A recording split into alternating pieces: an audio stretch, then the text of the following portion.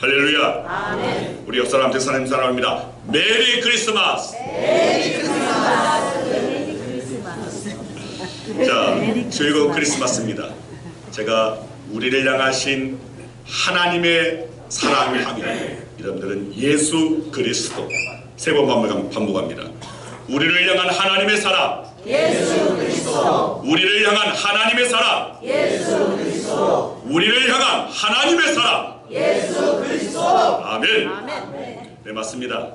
우리를 향한 하나님의 크신 사랑의 확실한 증거가 되신 것이 바로 예수 그리스도의 탄생입니다.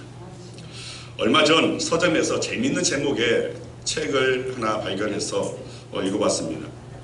제목이 코카콜라는 어떻게 산타에게 빨간 옷을 입혔는가. 자, 또 재밌지 않습니까? 자, 이 책은 서울대학교 김병도 교수가 마케팅에 관한 책을 쓰면서 제목을 이렇게 붙였습니다.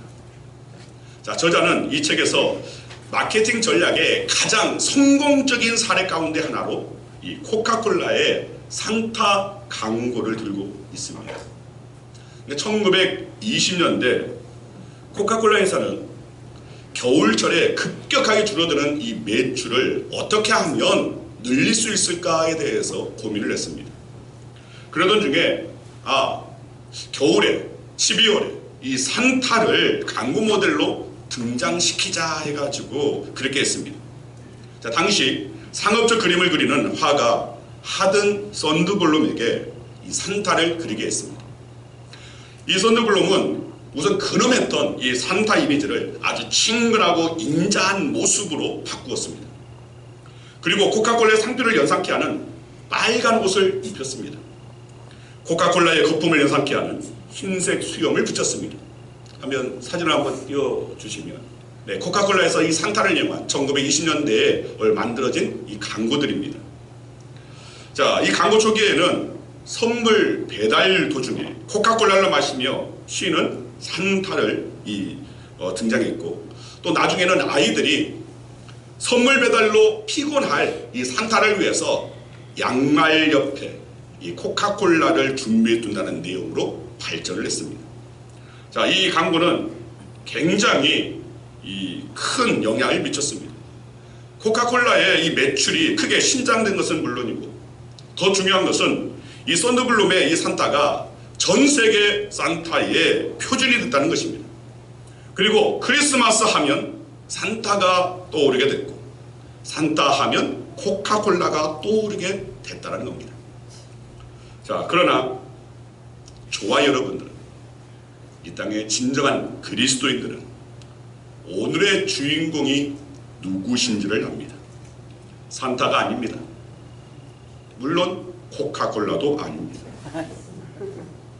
여기 앞에 있는 현수막에 있는 누구처럼 우리를 향한 하나님의 사랑, 예수 그리스도. 아멘. 오늘의 주인공은 예수 그리스도이십니다. 우리는 오늘 예수 그리스도의 탄생을 축하하고, 우리를 위해 독생자를 아낌없이 보내주신 하나님의 사랑에 감사하면서, 그리고 진정한 감사 예배로 주님께 영광 올려드리기 위해서 이 자리에 나왔습니다. 다시 한번 말씀드립니다. 오늘의 주인공은 예수 그리스도이십니다. 아멘. 오늘 본문은 우리에게 깊은 신학적 성찰을 주고 있는 말씀입니다. 특히 본문 14절 말씀입니다. 함께 읽습니다. 말씀이 육신이 되어 우리 가운데 거하시며 우리가 그의 영광을 보니 아버지의 독생자의 영광이 은혜와 진리가 충만하더라. 아멘. 자, 요한복음은 이 성탄, 예수님의 구주의 나신 사건을 말씀이 육신이 되어 우리 가운데 거하신 사건이다라고 설명하고 있습니다. 여기서 거하심이라는 동사를 썼는데, 어느 성경에는 스케노라는 단어입니다. 근데 이 단어의 말은 장막을 치다, 거처를 정하다라는 뜻입니다. 그리고 사도 요한은 이 요한복음을 말씀하면서 이 요한복음을 써 내려가면서 이 성탄의 사건, 주님께서 나오신 이 사건을 하나님께서 인간이 되셔서 세상에 오셨다, 그리고 세상의 거처를 정하신 사건이다라고 그렇게 이해한 것입니다. 또 사도 요한은 이 성탄 사건 속에서 아버지의 독생자의 영광을 보았다고 합니다. 성탄 사건은 하나님께서 인간이 되셔서 이 땅에 오셨고 거처를 정하신 사건입니다. 그 거처가 어디입니까? 우리의 심령입니다. 우리의 삶입니다. 예수 그리스도의 이름은 임마누엘, 우리와 함께 하시는 하나님이라는 뜻입니다. 그분께서는 이 땅에 나셨고 또 그 거처를 모든 그리스도인들, 예수 그리스도를 영접한 자들에게 오늘 그 심령의 그 삶의 거처를 두고 계신다는 것입니다. 자, 그런데 이 사건을 바라볼 때 하나님의 영광이 가득한 것을 체험할 수 있었다는 겁니다. 자, 이 말씀의 의미를 보다 생생하게 이해할 수 있는 도와주는 그런 말씀이 있습니다. 출애굽기 40장 35절 말씀입니다. 함께 읽습니다. 모세가 해막에 들어갈 수 없었으니 이는 구름이 해막 위에 덮이고 여호와의 영광이 성막에 충만함이었으며. 자, 갑자기 성막 위에 하나님의 임재를 상징하는 구름이 가득 덮였습니다. 여호와의 영광이 성막에 가득한 것입니다.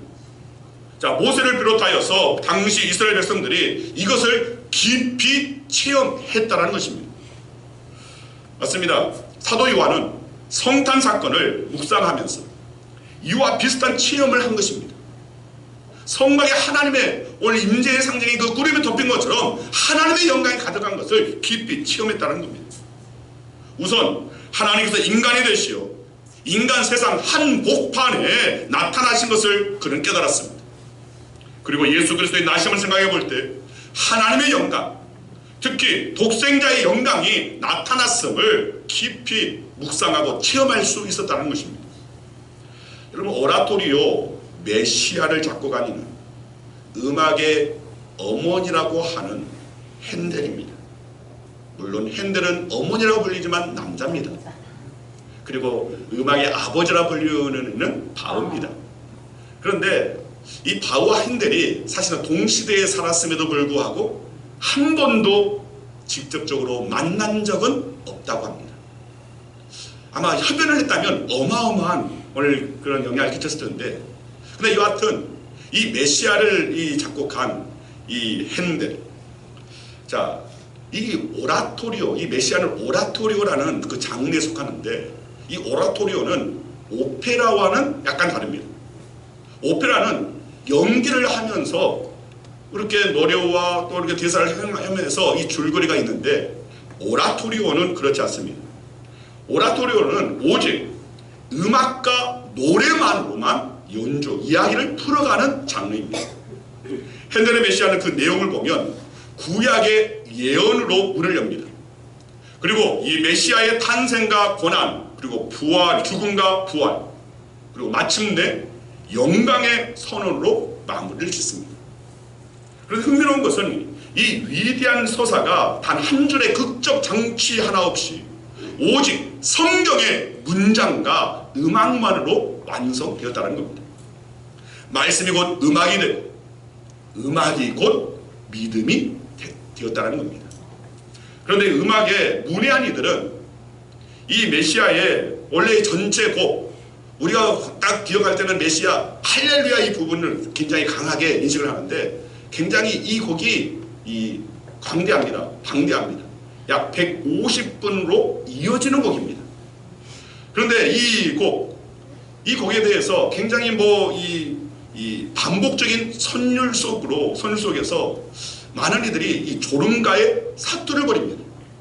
자, 그래서 어떤 지휘자는 이 메시아 공연 150분을 한 번도 졸지 않고 끝까지 듣는다면 그건 음악의 애호가를 넘어선 신실함의 증거다라고 했습니다.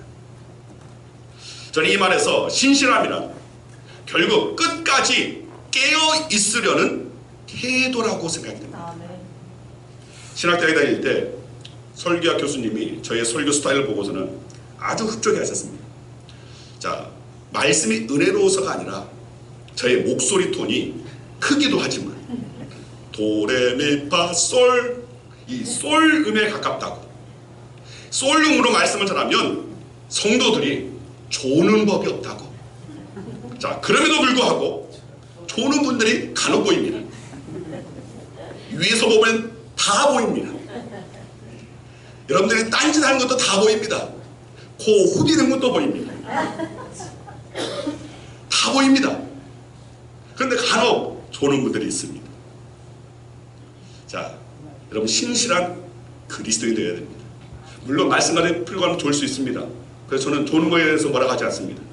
그러나 제가 이 말을 하는 것은 우리의 일반적인 신앙의 삶 가운데서 주님 다시 오시는 그날까지 우리가 신앙을 지키며 믿음을 지키며 온전히 말씀에 기초한 삶을 살아가면서, 그런데도 우리는 사실은 세상의 삶을 오늘 배제할 수가 없습니다. 세상과 접하고 있다 보면 자꾸만 영적으로 잠든 경우가 있다는 겁니다. 여러분, 우리는 깨어 있어야 됩니다. 어떤 상황에도 세상적인 어떤 여러 가지의 어떤 고난의 어떤 상황 또는 기쁨의 상황, 여러 가지 그 상황이 오늘 우리를 덮쳐왔을 때 우리는 영적으로 깨어있는 자가 되어야 한다는 겁니다. 아멘. 영적으로 졸거나 잠자는 자가 되어서는 안 됩니다. 진정한 신실한 성도는 세상의 어떤 상황에서든 먼저 말씀을 기억하는 겁니다. 예수님을 바라보는 겁니다. 아버지 하나님을 의지하는 것입니다. 바로 영적으로 깨어있는 신실한 그리스도인들, 바로 그런 자들에게 하나님의 은혜와 영광이 충만함에 오늘 이룰 수 있다는 겁니다. 사실 핸델이 이 메시아 곡을 작곡할 당시 핸델은 음악가로서 실패를 거듭하고 있었을 때입니다. 모두가 핸델은 끝났다라고 외면했습니다. 그때 핸델은 하나님 앞에 엎드렸습니다. 23일 동안 기도하다가 작곡하고 작곡하다가 또 기도했습니다. 세상의 모든 소망을 긋고 오직 하나님께만 매달려 능력을 달라고 간절히 부르짖으면서 작곡에 전념했다는 겁니다. 그렇게 해서 완성된 곡이 바로 이 메시아입니다. 메시아 합창곡 44번 할렐루야의 작곡을 냈을 때에는 그 감격을 본인 스스로도 억누를 수가 없어서 이렇게 말했습니다. 내 앞에 천국이 나타난 것을 보았다. 그리고 나는 위대한 하나님을 보았다. 그는 하나님의 임재를 경험했고 그 안에서 하나님의 영광을 볼 수 있었던 겁니다. 맞습니다. 하나님의 임재를 깊이 체험한 사람들은 하나님의 영광을 볼 수 있는 겁니다. 사도 요한은 요한복음을 쓰면서 이 성탄 사건을, 예수님의 탄생을 오늘 묵상하는 가운데 하나님의 임재를 경험했습니다. 그리고 그 안에서 하나님의 영광을 보았습니다. 오늘 본문을 보면 사도 요한은 독생자의 영광 안에서 매우 중요한 두 가지를 발견합니다. 바로 은혜와 진리입니다. 이 두 가지가 그 안에 충만한 것을 보았습니다. 오늘 성탄을 맞는 우리들도 이 두 가지를 발견할 수 있어야 되고 이 두 가지를 또한 소유할 수 있는 저와 여러분에게 소원합니다. 아멘. 바로 이 두 가지가 바로 이 성탄의 본질을 깨닫게 해주기 때문입니다. 먼저 사도 요한은 성탄 사건 안에서 은혜가 충만한 것을 보았습니다. 여기서 은혜라는 말은 언어로 헬라 언어로 카리스라고 되어 있습니다. 자, 이 말은 조건과 상관없이 하나님께서 하나님의 백성들에게 쏟아 부어주시는 그분의 자비와 친절하심을 나타내는 말입니다. 하나님은 늘 하나님의 그 백성들에게 자비와 친절을 베풀어 오셨습니다. 이런 하나님의 특성을 은혜라고 그렇게 표현한 겁니다. 그리고 충만하다라는 말은 언어로는 플레로마라고 되어 있습니다. 자, 이 말은 완성되다, 완전하다라는 말입니다. 그러니까 사도 요한은 구약시대부터 하나님의 은혜는 계속해서 하나님의 백성들에게 임해 왔고 또 그 하나님의 은혜가 이 성탄 사건에서 완성되었다라고 그렇게 보는 것입니다. 하나님께서 이것저것 하나님의 백성들을 위해 다 주시다가 마지막에는 아들까지 주셨다는 겁니다. 지난 월요일에 저희 이제 둘째 민준이가 군대 입대했습니다. 첫째 때 경험을 했기 때문에 둘째는 무덤덤하겠지 했는데 운전하고 하다가 옆에 앉은 성준이가 아빠 저 군대 갈 때 운 것처럼 우리 민준이 군대 갈 때도 입소할 때 울 거예요? 하는 겁니다. 그런데 그때 갑자기 눈물이 피 도는 겁니다. 평소에 한국의 남자라면 반드시 가야 하고 고생스럽더라도 군대에 가면 그래도 그 가운데서 얻는 것이 많다라는 것이 평소의 지론입니다.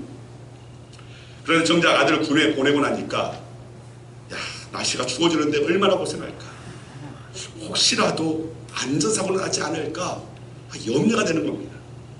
이소 때 찍은 사진을 보면 마음이 찡했습니다. 한번 사진 한번 띄워봐 주시면.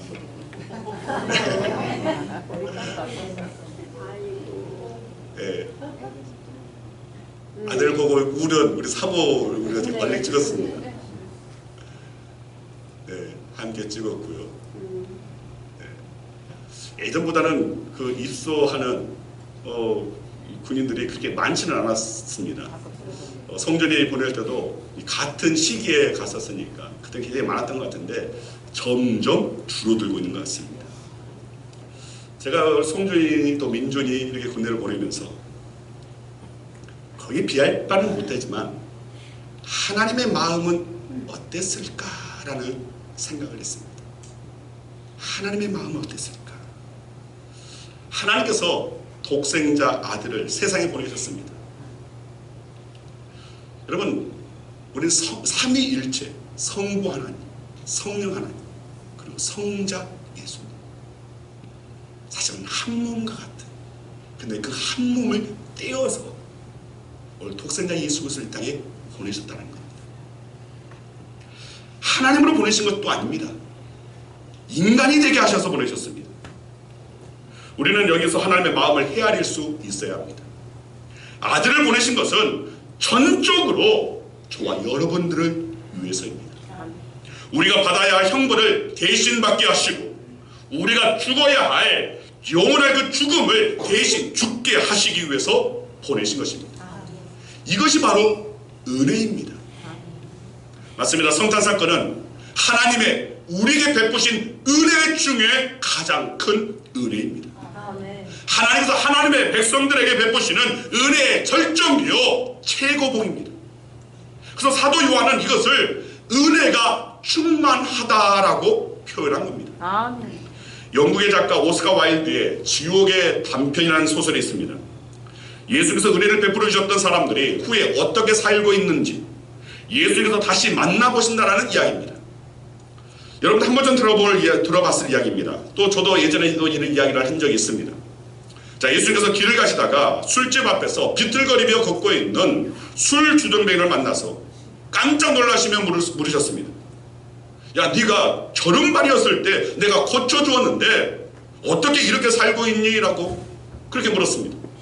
그러자 돌아오는 대답이, 주님이 내 다리를 고쳐주셔서 걷게 되었지만 살 길이 막막했습니다. 직장을 얻을 수도 없었습니다. 돈도 없는데 다리가 멀쩡해서 구걸할 수도 없었습니다. 살 길이 막막했습니다. 그래서 홧김에 술을 계속 먹었습니다. 그러다가 이렇게 알코올 중독자가 되어버렸습니다.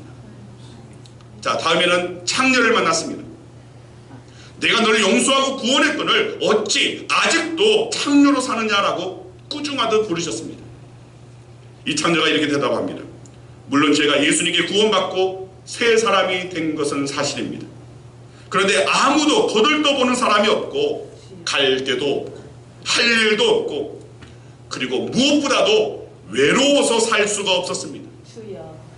그래서 힘들지만 다시 이렇게 창녀로 돌아왔습니다. 그렇습니다.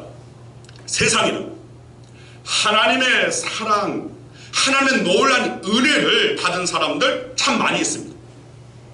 그것도 보통 은혜가 아니라 아들까지 내어주신 충만한 은혜를 받았습니다. 그러나 그 은혜를 잃어버리고 사는 사람들이 너무나 많다는 것입니다. 그 은혜를 깨닫지 못하고 사는 사람들이 너무나 많습니다. 우리는 다시 이 땅에 오신 예수 그리스도를 우리는 바라볼 수 있어야 됩니다. 그리고 우리를 향하신 하나님의 은혜의 충만함을 우리는 깨달을 수 있어야 됩니다. 그리고 그 은혜를 회복하고 은혜 받은 사람답게 살아가는 저와 여러분이 되기를 소망합니다. 아멘. 다음으로 사도 요한은 성탄 사건 안에서 진리가 충만한 것을 보았습니다. 여기서 진리라는 말은 원어로 알레데이아라고 되어 있습니다. 이 말은 하나님께서 자기 백성과 맺은 언약에 대해 성실하시다라는 것을 나타내는 말입니다. 하나님께서 하나님의 백성들과 언약을 맺으시고 계속 그 언약을 지켜오셨습니다. 이런 하나님의 성품의 특성을 진리라고 표현한 겁니다. 그리고 충만하다는 말은 앞에서 살펴본 대로 완성되다, 또 완전하다는 말입니다.